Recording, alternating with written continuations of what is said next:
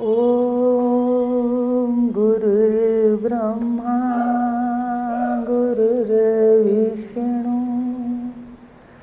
गुरुर्देवो महेश्वरा गुरु साक्षात् परं ब्रह्म तस्मै श्री गुरुवे नमः। तस्मै श्री गुरुवे नमः। अनंत कोटि दंडवत सतगुरुदेव को स्वरूप गीता के माणिक मोती उसकी तीसरी आख्यायिका चल रही है। उदालक ऋषि का उपदेश श्वेत केतु को। वो उदालक ऋषि के पुत्र भी हैं और शिष्य भी हैं। तो सब उन्होंने पहले उनकी शंका का पहली बार शंका रखी कि मुझे बताओ कि मैं वो कैसे हूँ, मुझे खोल के बताओ। तो उन्होंने उदाहरण के सहित पहली बार महावाक्य दे दिया कि जो सारा आपको बता दिया था 3 तत्वों का लेकर के कि अग्नि से जल, जल से पृथ्वी ऐसे प्रकट हुए, पृथ्वी से खानियाँ। तो जब लय होगा तो उन्होंने बता दिया कि जितने भी ये सारे पृथ्वी की खानियाँ हैं जल में लय है और जल का अग्नि में लय है और अग्नि का पर देवता में और पर देवता ब्रह्म साक्षी प्रकाशक ज्ञाता शुद्ध ज्ञाता। तो हे सौम्य वह तू है। देखो कहाँ तक ले गए। पहले तो आकारों को छुड़ा दिया, ठीक है, कहा इनका लय हो जाता है। फिर आपको ये उन्होंने ये भी बताया सुषुप्ति में सहज में ही इनका लय है, होता है रोज लय। तो उस वक्त जो प्रकाशक है सुषुप्ति का उन्होंने कहा वही ब्रह्म है, वही ब्रह्मांड का प्रकाशक है। एक बार आप रट लो फिर अंदर देखना। हे सौम्य तत्वम असि। ये मनुष्य लोक के अंदर उपदेश हो रहा है और मनुष्य लोक में 9 बार उपदेश किया है। एक बार में वो शांत नहीं हुए, ना ही उनको निष्ठा हुई। इससे ये पता चलता है जब श्वेत केतु को ही उदालक ऋषि के उपदेश से निष्ठा नहीं हुई एक बार में, तो हम कैसे कह सकते हैं कि एक बार सुनने से हमें निष्ठा हो जाएगी महावाक्य का शोधन करने से। तो बार बार महावाक्य का शोधन, बार बार जगत का भाग त्याग लक्षणा से शोधन कि आकारों का लय जल में, जल का उसमें अग्नि में, अग्नि का देव और फिर महादेव में। इस तरह जानेंगे। अब वो फिर कह रहे हैं इतना श्रवण करने के बाद श्वेत केतु ने कहा मुझे फिर से स्पष्ट करने की कृपा करें। आप बताओ आपका क्या दोष है। कलयुग के अंदर हमारा तो खान पान भी इतना शुद्ध नहीं है, तो रहना सहना भी आज तमो प्रधान प्रकृति है। कलयुग में प्रकृति तम प्रधान है, तो उससे बने हुए शरीर जो हमारे हैं वो भी तम प्रधान है। तो हम कैसे मनन सोच सकते हैं कि हमें एक बार सुनने से या महावाक्य का शोधन कर लें या हम महावाक्य ले लें तो हम सब कुछ समझ गए, हमें साक्षात्कार हो गया। तो ये यहाँ से स्पष्ट होता है। अब वो दोबारा पूछ रहे हैं मुझे फिर से स्पष्ट करने की कृपा करें। देखो कामिल गुरु के लक्षण हैं कि 100 बार भी अगर शंका करोगे, एक ही बात को 100 बार अगर रखोगे तो उसका उत्तर शांति से देंगे।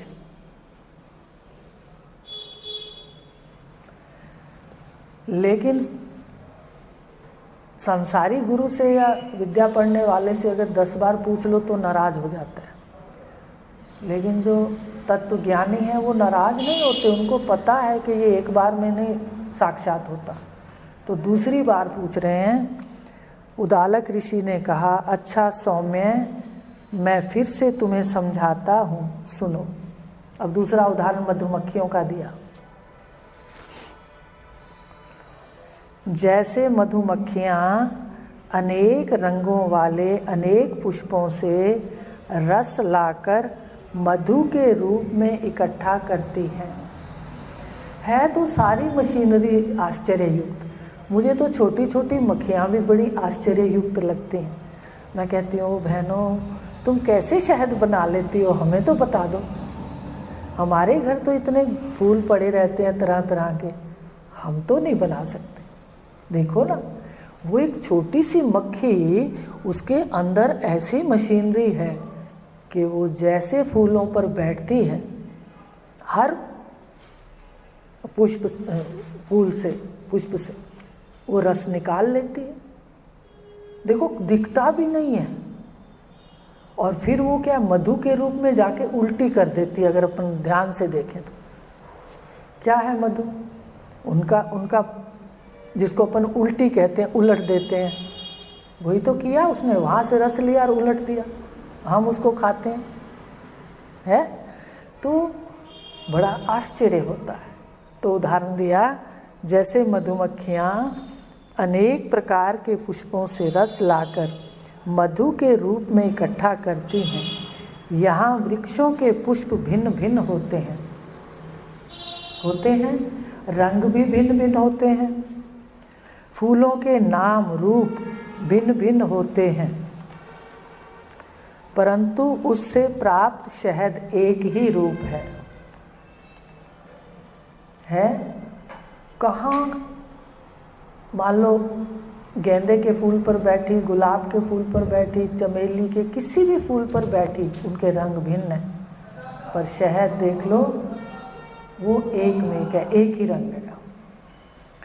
शहद को देखकर कोई यह नहीं बतला सकता कि शहद में किन किन फूलों का रस है। सारी सृष्टि आश्चर्ययुक्त है।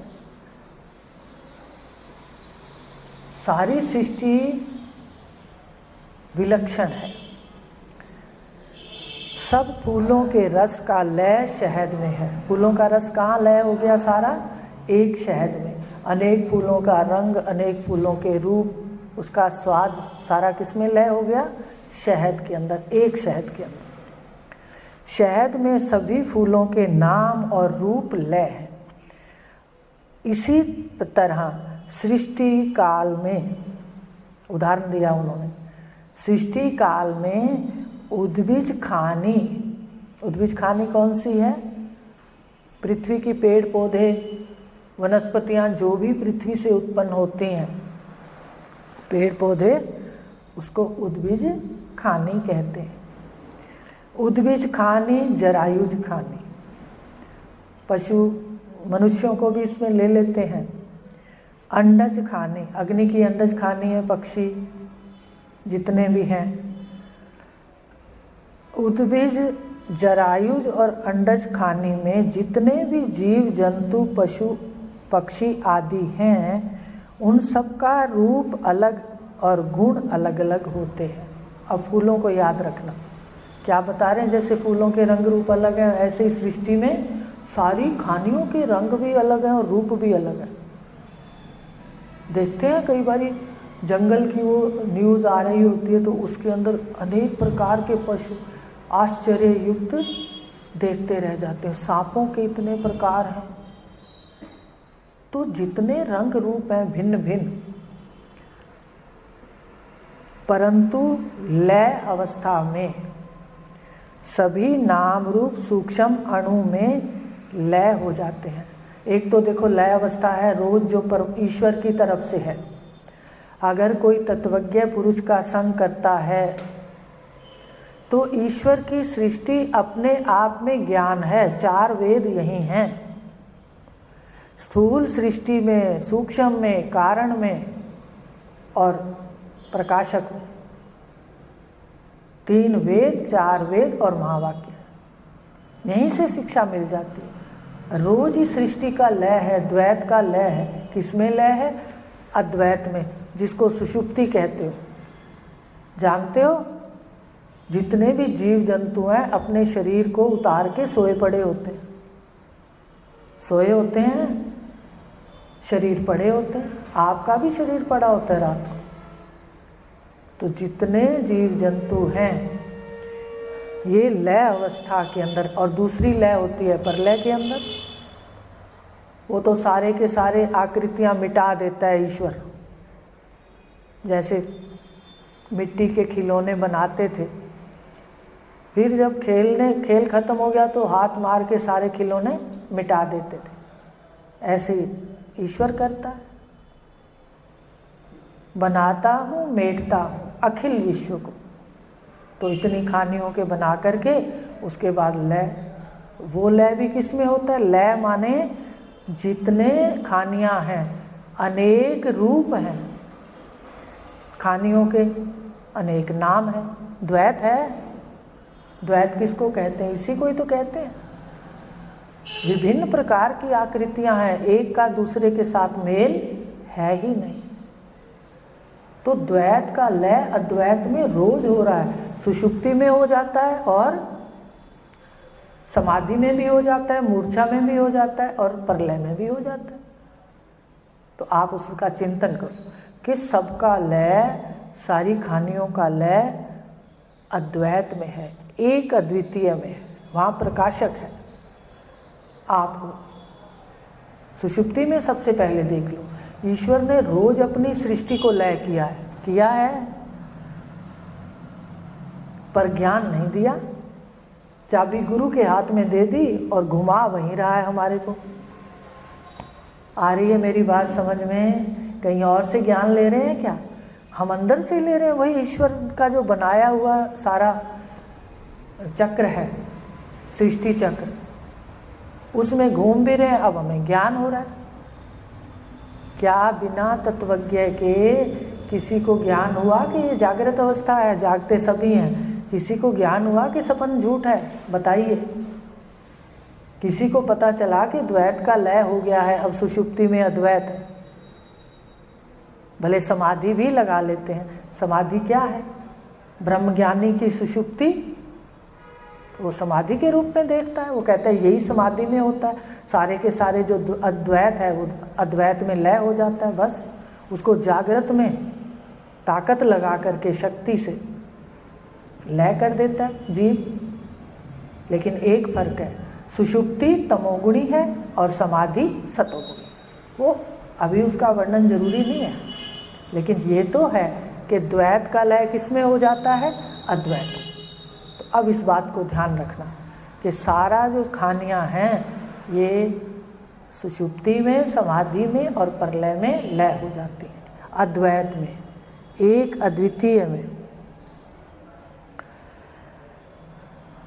जब सबका रूप अलग अलग, गुण अलग अलग होता है, परंतु लय अवस्था में नाम रूप सूक्ष्म अणु में सब लय हो जाते हैं।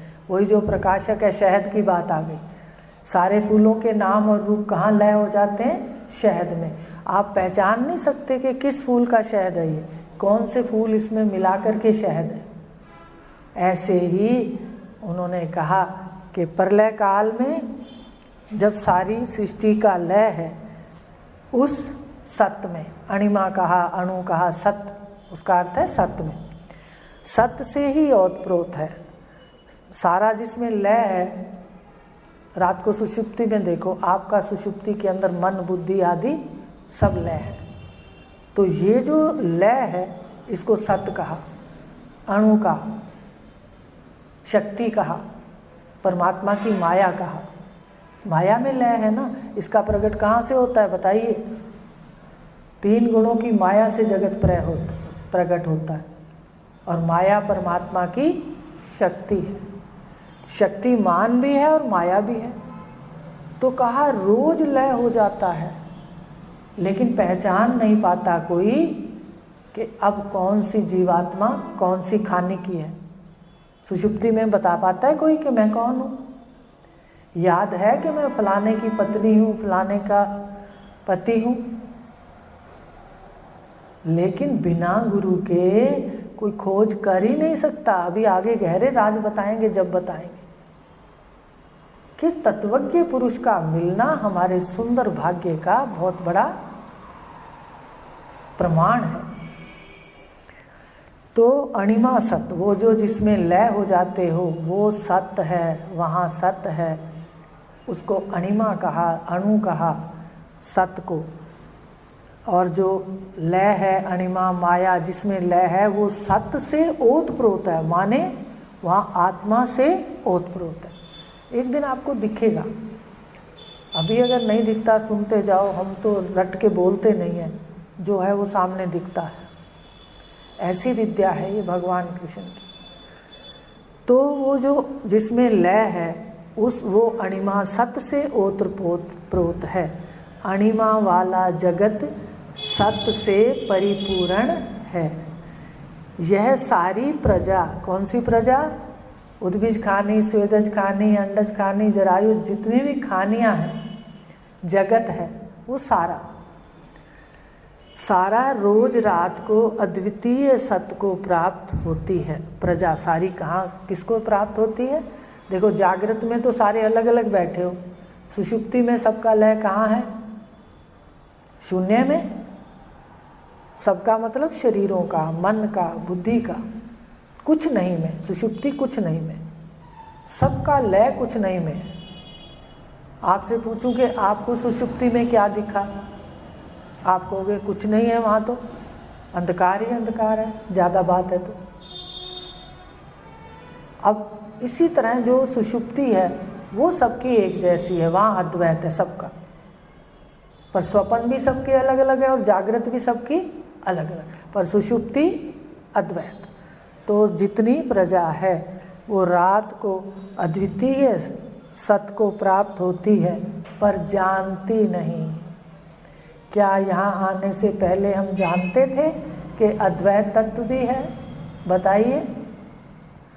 यहाँ आने के बाद तो आंखें खोलते हैं, फिर भी कहते हैं कि द्वैत है, पर कहाँ है? सबके शरीर किससे बने हैं?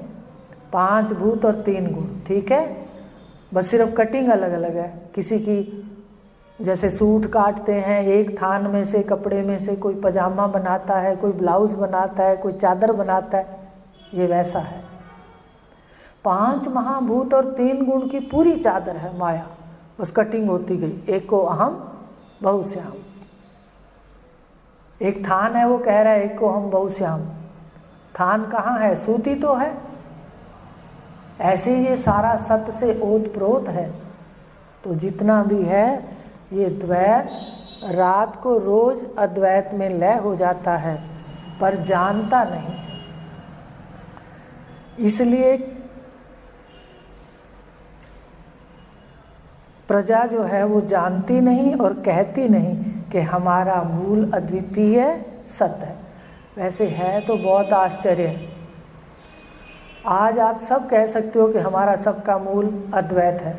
कुछ लोग तो कह ही सकते हो जो थोड़े बहुते जानते हो, लेकिन बिना सतगुरु के हम जागृत में भी घूमते थे, स्वप्न में भी, सुषुप्ति में भी हमारे सामने आती थी, हम उसका भी दृष्टा होकर उसको भी देखते थे, पर जानते नहीं थे कि द्वैत का मूल अद्वैत है।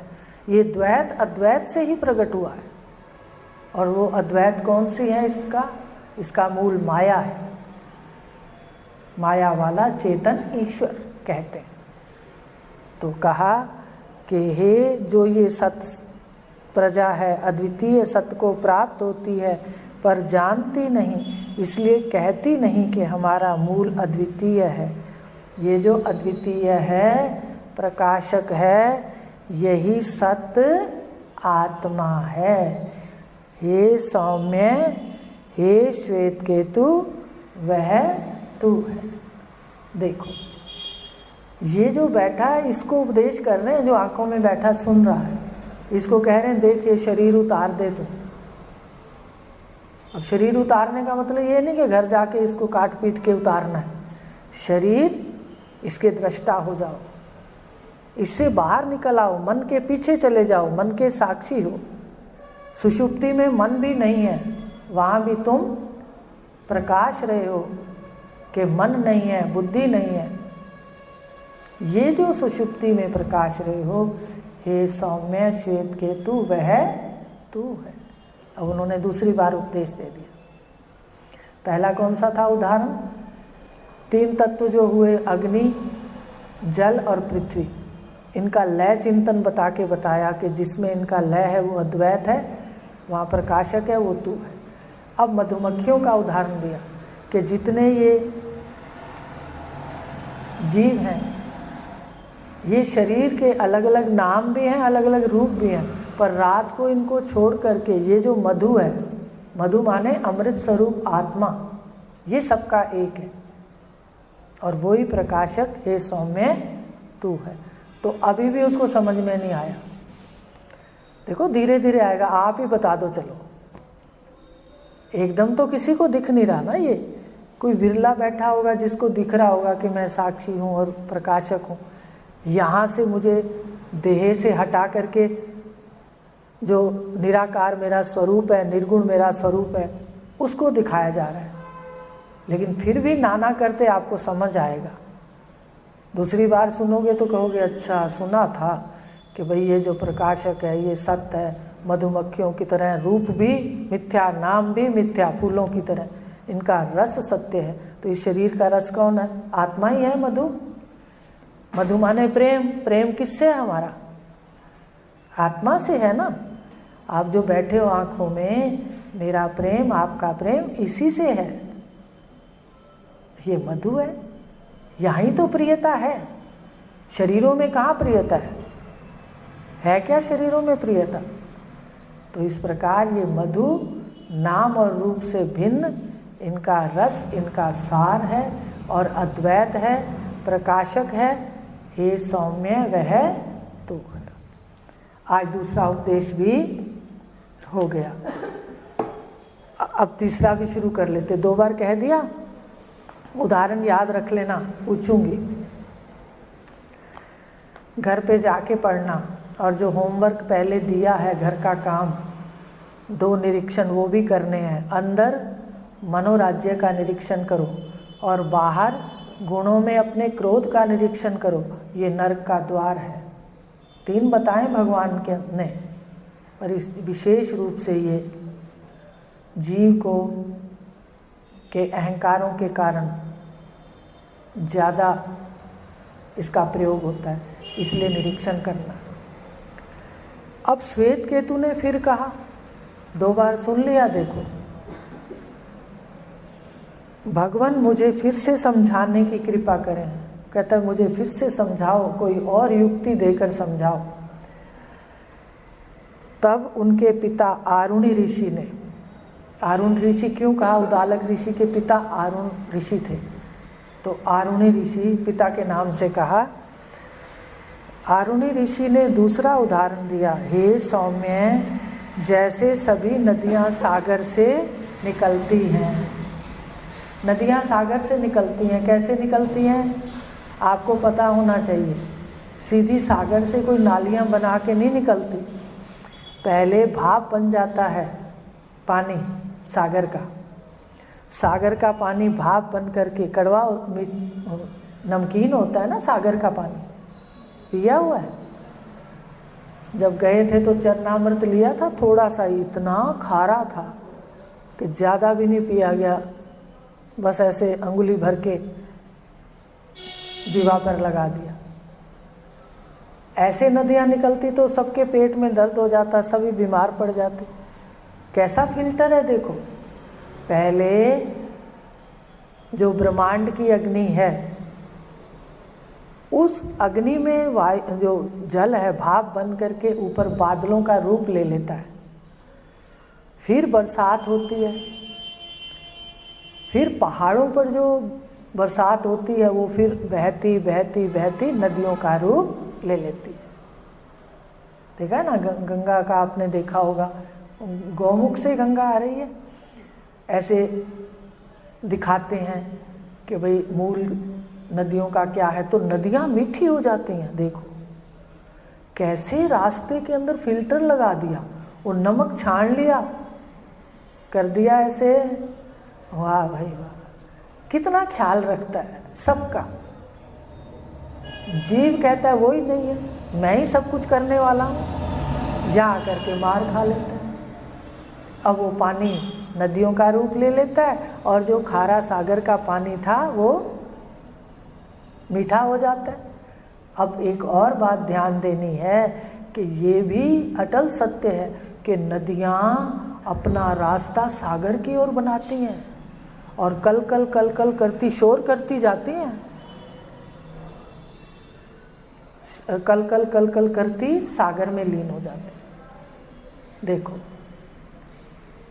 जहाँ से उपजती है वहीं पर ही लय होती है, जहाँ से उत्पत्ति है वहीं पर ही लय है। आ गई बात समझ, नदियाँ कैसे जल मीठा होता है उनका। तो सागर से अब ये बता रहे हैं उदालक ऋषि श्वेत केतु को, हे सौम्य सभी नदियाँ सागर से निकलती हैं और अनुकूल दिशाओं से बहती हुई फिर आकर सागर में विलीन हो जाती हैं। देखो नदियाँ चुप नहीं करती, जब तक नहीं मिलती कल कल कल कल कल कल शोर करती रहती है और चलती रहती है। नदियों का ना देखो, अपने जीवन को देखो, क्यों समझा रहे हैं हमें, हैं कल कल कल कल कल कल कल कल है। कहते भी हैं कि जीवन में तो कल कल ही है, कहते हो कल कल, इसको क्या कहते हो, कल कल कहते हो। अब बड़ा समझ आता है, वाह गुरुदेव आप ना मिलते तो हमारी दृष्टि कैसे मिलती हमारे को। तो ये जितने जीव हैं नदियों की तरह उसी सागर से निकलते हैं, ब्रह्म सागर से, प्रकाशक से। कैसे सारी उम्र कल कल कल कल करते आखिर में प्रलय में भी लीन हो जाते हैं, रोज भी लीन होते हैं और मुक्ति के बाद भी लीन होते हैं, तब शांति आती है। गहरी शांति और तृप्ति आत्म ब्रह्म ज्ञान से है, एक दिन आपको दिखेगा। इसलिए आपको बताते हैं कि जो नचिकेता को यमाचार्य ने कहा, मन कहता है सबको कहो, मनुष्य जीवन का लाभ उठा लो। ये ऐसा जीवन नहीं मिलता कि इतनी सुंदर बुद्धि और सुन रहे हो समझ रहे हो, पर एक कमी है। क्या कर रहे हैं, आलस कर रहे हैं। लिख लेना डायरियों पर, हम अपनी कृपा अपने ऊपर वैसी नहीं कर रहे जैसी होनी चाहिए। तो क्या कहा, नदियाँ सागर से निकली, अनुकूल दिशाओं से बह करके सागर में विलीन हो जाती हैं, परंतु सागर में मिलने के पश्चात सब नदियाँ अपना रूप और अपना नाम खो देती हैं। अभी जब द्वारका गए तो गोमती नदी देखी, और जब गए तो बह रही थी, जब वापस आए तो सूखी रेत थी। मुझे कहा वो नदी कहाँ है, नदी कहाँ है, कहते वो तो लय हो गई सागर में। हाँ बड़ा बहुत ही ज़्यादा, मुझे तो मेरी आंखें भर जाती हैं, इतनी प्रकृति सुंदर है। तो गोमती नदी, गोदावरी, गंगा, यमुना, जितना भी नाम आपको याद है, सारी नदियाँ कल कल करती हुई बाद में किसमें लय होती हैं, सागर में। गंगा सागर भी देख, गंगा सागर में भी कहते हैं ना, वो गंगा आकर के लय होती है, उसको उसका नाम ही गंगा सागर है। तो लय होने पर अपना नाम रूप खो देती हैं, सागर से एक मेघ हो जाते हैं। फिर उसको कहते हैं क्या, गोमती है। क्या कहा, सागर स्नान कर लो। और भगवान कृष्ण ने तो यहाँ तक कहा, अनेक तीर्थों का स्नान होवे सागर स्नान से। जिसने सागर का स्नान कर लिया, सब तीर्थों का स्नान, अनेक तीर्थों का स्नान हो गया। उज्जैन में शिप्रा गंगा है, वहाँ भी स्नान किया, वो पितरों का तर्पण करवा रहे थे। मतलब आश्चर्य युक्त जो है सृष्टि के जो इतने वैभव हैं, इसको आनंद से देखें। हम सारा दिन मोह में बैठे रहेंगे, चाबियां चिपका के बैठे रहेंगे, कब निकलेंगे घर से बताइए? जब तक शरीर में रस है कोई भी हमें नहीं कहेगा आप कहीं भी जाओ। सभी कहेंगे नहीं नहीं, आपके बिना दिल नहीं लगता। क्यों नहीं लगता? वृद्ध को क्यों कहते हो भाई मंदिर चले जाओ, गुरुद्वारा चले जाओ? कहते हैं वृद्धों को, क्या है थोड़ी देर घूम आए करो। लेकिन अगर कोई शारीरिक सुख देने वाला हो तो उसको कहते हैं क्या करना है जाके, तुम्हारे बिना भाई हमारा दिल नहीं लगता। तो ये बड़े रहस्य हैं, अपने लिए भी समय निकालना है। तो बता रहे हैं कि नदियाँ, अभी आपको बताया गोदावरी को लय होते देखा, गंगा सागर में गंगा लय होती, ऐसी नदियाँ सारी लय होती होंगी। तो बताया कि सागर से सब एक मिक्स होकर सागर रूप हो जाती हैं। वहाँ नाम नहीं रहता उनका, ना ही रूप रहता है।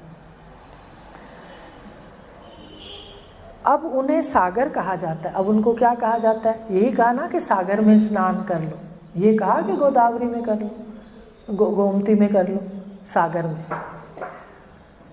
सागर में स्नान सागर कहा जाता है। अलग अलग नाम रूप लय हो जाता है। सागर में मिलने से पहले गंगा, यमुना, कावेरी, गोमती, गोदावरी आदि अनेक नाम रूप हैं, पर लय के पश्चात सभी सागर रूप एक हो जाती हैं। उनकी विशेषताएं सागर रूप हो जाती हैं। वो फिर अपनी विशेषताएं छोड़ देती हैं, फिर खारे पानी में बदल जाती हैं। है ऐसा? जैसा सागर का रूप है वैसा हो जाती है। कोई उन्हें गंगा, यमुना, सरस्वती कहकर नहीं पहचानता, वे सब एक रूप ही हैं। इसी तरह सृष्टि काल में एक ही अद्वितीय सत्य से, अब नदियाँ याद रख लेना, जीव जंतु क्या हैं? नदियाँ।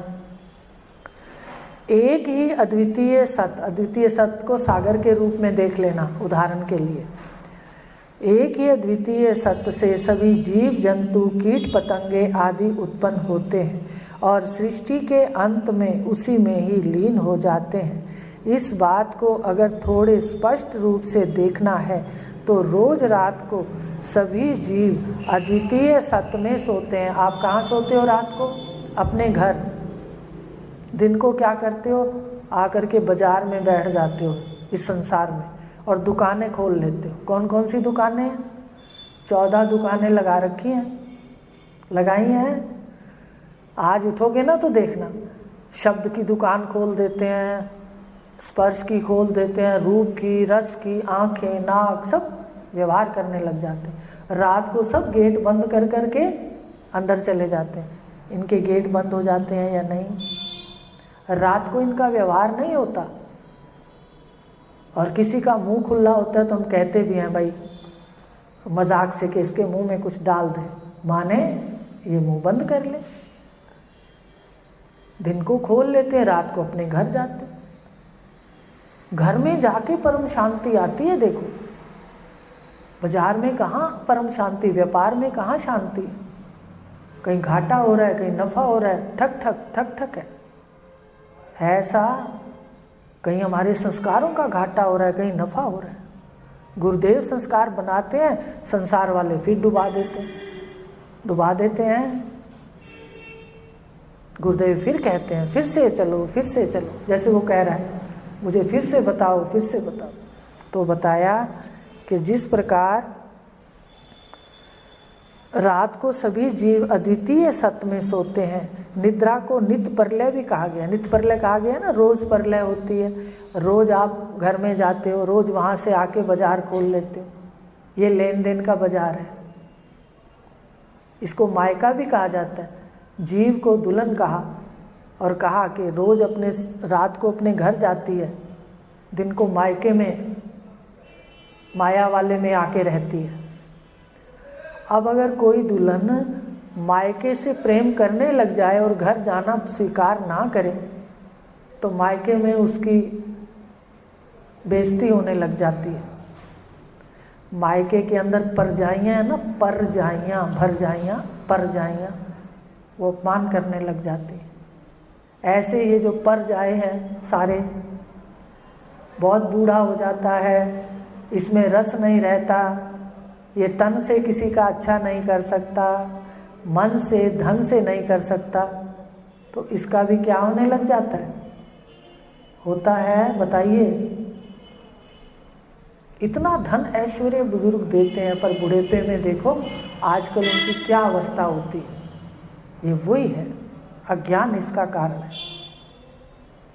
तो ये माया से बना है। रोज हम यहाँ आते हैं, आज यही देखना है जाकर के, जितने जीव जंतु हैं रूप भी छोड़ देते हैं, नाम भी छोड़ देते हैं, एक सत्य में रोज अपने घर जाते हैं। अगली बार इसको लेंगे। हरिओम। शांति शांति।